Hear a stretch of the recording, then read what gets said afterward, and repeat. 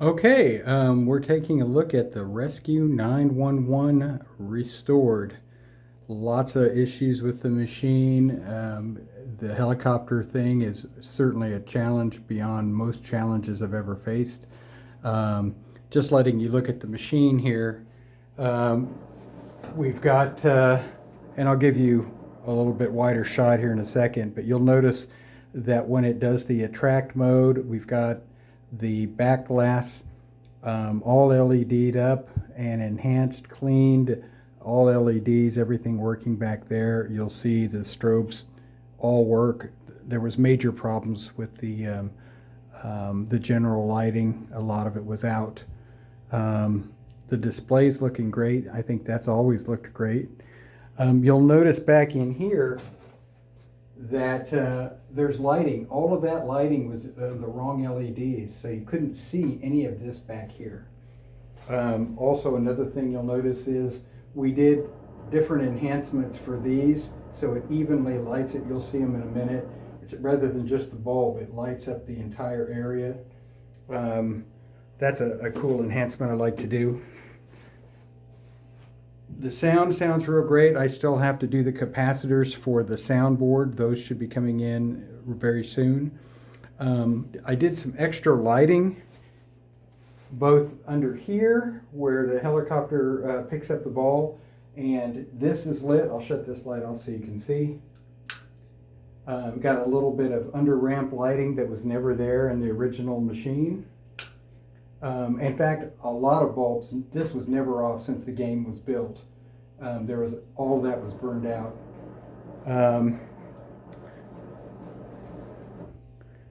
So you're seeing some of the attract mode. You'll hear the attract mode audio come in a minute. Let's tilt down a little bit. Went ahead and did different LEDs in here, ones that come up and actually fill the whole little lens. And the fire effect is working. We had bulbs out in here. It actually kind of looks, you can't see it, but they're flickering like there's supposed to be fire on the mountain in there. I'll tell you a little bit more about the technology here. It fixes, but we're going to start this up.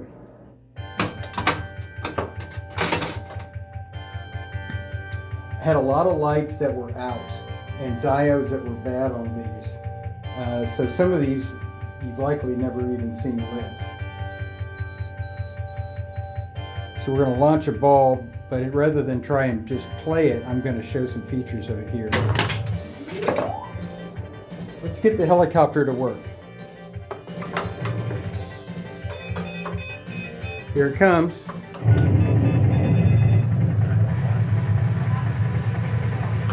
Picks up the ball with the magnet, carries the ball around, and I can drop it right there.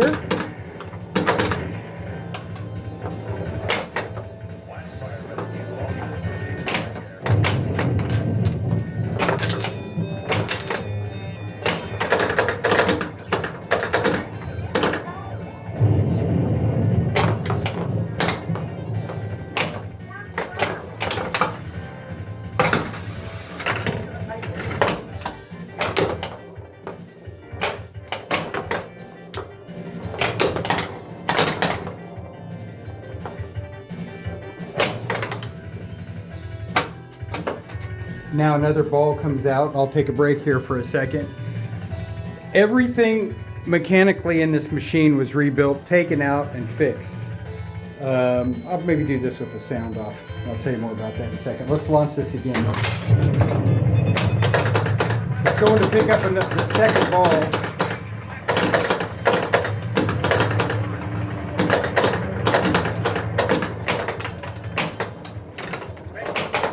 Multi-ball.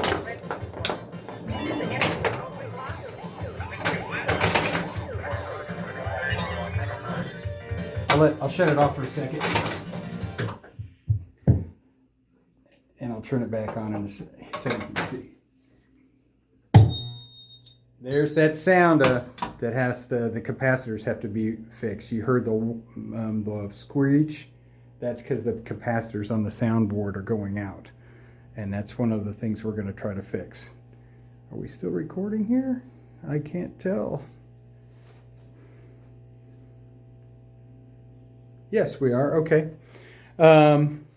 No, completely new flipper mechanisms, each one.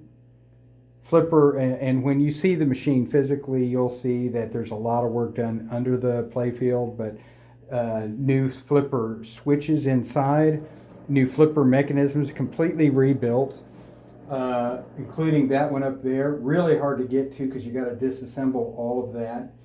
These are the ones that I'll show you the documentation on. They call them kicker targets. The coil burned up here, literally melted. The transistors on the driver board burned up, and so I replaced both the transistor for here and the one in back. First time I'd ever seen targets that kick back, and it's kind of cool. They really add some zip to the machine. Of course, when you gave me the machine, all this stuff was apart and loose, falling around. It's all mounted in here correctly. I did some trimming of the mountains back here so it doesn't hang up on this. This little nylon cord for the helicopter, as simple as that sounds, you have to make sure you get the right one because it has to slide and move, and it's critical that it's this right here. That's been a whole process, and I'll tell you more in detail about what makes the helicopter turn. The balls, they're now in correctly, so they light up like they're supposed to. This target was broken. I still have a target here to install. I just didn't have that. We're going to see if we can print a 3D shroud like this one for that up there, although I don't know, it seems to be working. Maybe it's more cosmetic. Dan seems to think that you need to shroud the LEDs so they perform better. Not sure, but we're going to see if you can't buy one. They don't exist out there in the world. New rubbers throughout the machine.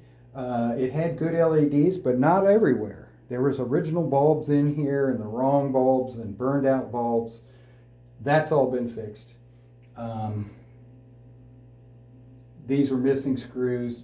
I can go through lots of detail, and you'll see lots of stuff on the bottom side too. Cleaned up a lot of the wiring down in the bottom, and it's got new feet, polished up the bolts. I'm pretty pleased with the outcome of this. It's kind of a really neat game. Let's let you watch some more gameplay.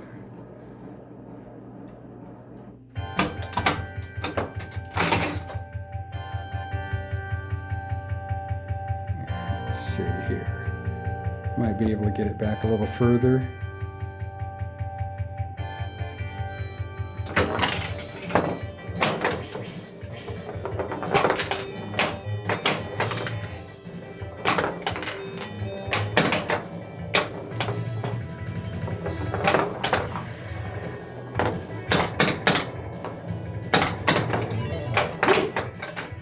The game is really fast with the new rubbers and the playfield waxed.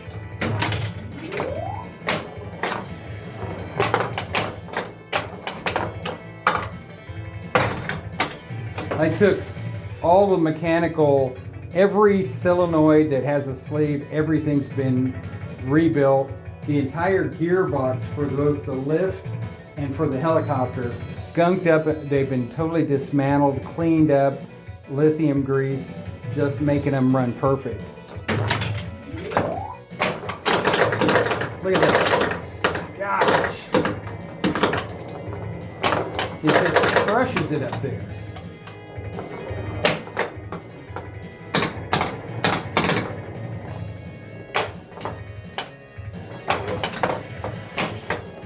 Whew.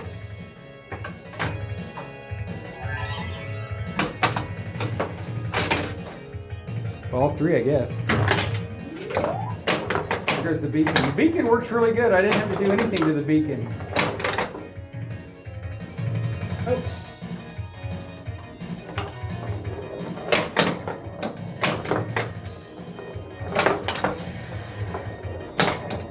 All right, let's see if I can get the helicopter to have a ride here.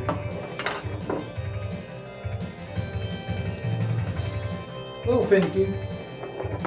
It'll land in there just right.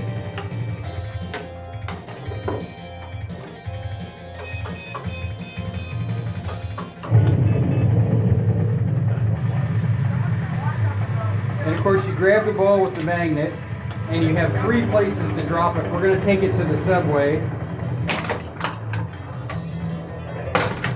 And now we got 2 balls in lock. Here it goes. Let's one out. Woo!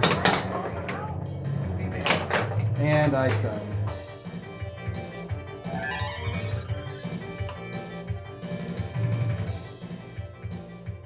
Now the thing on the helicopter lift, I had to put a pad in there because the lift would not quite bring it up far enough, and so we had to accommodate for that lack of space with a little pad. It's about 70% of the time it'll land in there perfect. By the way, all the optos are 100% working. Everything, every board that's a board, every piece of electronics has been reflowed, and in all cases with the opto boards, because they take a pounding, they were reflowed, reattached, and hot glued, so they are protected and insulated. Part of the problem here is I think the actual boards are so close to the metal plate that it could have been grounding itself out. But the opto system is 1,000,000%. We have not had to buy any boards for this, so we saved a lot of money that way. I would suggest they make a $59 board for your power supply up in the middle back. It's X-Pin that makes that. The big, I think that would be worth spending money on for the making this machine solid. No obvious reason to do it yet, but if that little 500 ohm trim pot over voltages some of the boards, it'll burn out a board. But yeah, the beacon's apparently working in really good shape. When you see the machine, I won't bore you with that in the video, but when we flip it up, there's tons and tons and tons of stuff that was done under there. Like I said, if it's a lamp board, every board in here has had everything reflowed, and it's 100%. So anyway, I hope this little overview was enjoyable to watch. I'm not too good at being on camera about this stuff, so I really hope you enjoy this machine. And more to come when I finish it up with parts that are still out there waiting to come in. Yeah, track mode. You get track mode audio. There you go.